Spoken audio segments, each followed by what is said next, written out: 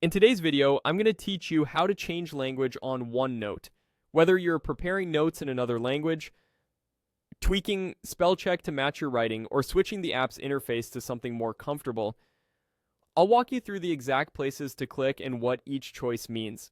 So you can make the change with confidence. Start at your desktop so everything is easy to find and you're not buried under other windows. Bring OneNote to the front so you can see its main toolbar. We'll be working inside the app's settings, which means everything happens from the menu in the upper left corner of OneNote. Look to the very top left and click File. This opens the Backstage view, the area where you manage settings rather than your notebook content. From here, scroll if needed and click Options. That will open the OneNote Options window, which is where all the preferences for the app live.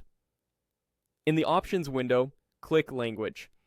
This section is dedicated to language-related controls. You'll see two important areas here, one for editing languages and one for display and help languages. Knowing the difference is key to getting the result you want. Editing languages control what happens when you type. This affects spell check, proofing suggestions, and how text is recognized as you write. Select the editing language that matches the language you plan to write your notes in. If you regularly type in more than one language, choose the one you use most often for the bulk of your work.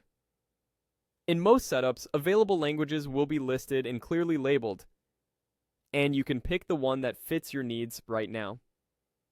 Display and help languages control the interface of OneNote itself, including menus, buttons, and the wording in on-screen help. If you want OneNote's labels and guidance to appear in a different language, choose your preferred option here.